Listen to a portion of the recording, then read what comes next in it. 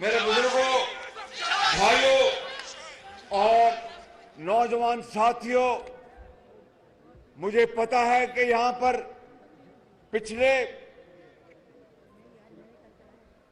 8 साल हुकूमत रही पीटीआई की और फिर अब 4 साल इनकी हुकूमत है।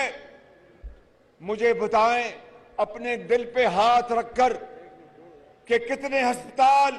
इन्होंने बनाए और कितने अस्पतालों में मुफ्त दवाइयां बीमारों को मुहैया की, कितने अस्पतालों में इन्होंने गरीब लोगों के, यतीमों और बेवाओं के मुफ्त इलाज किए। मैं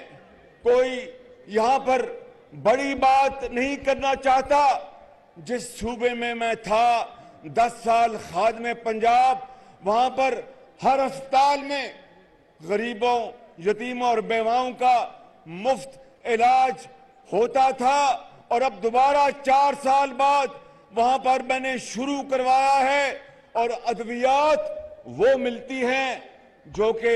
वजीर आजम का बेटा, गवर्नर का, वजीरों का, मशीरों का, एमएनएस,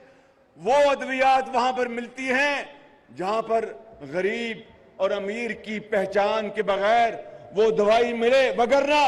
इस मुल्क पाकिस्तान में गरीब आदमी इलाज और दवाई के बगैर सिसक सिसक कर जान दे देता है और अमीर आदमी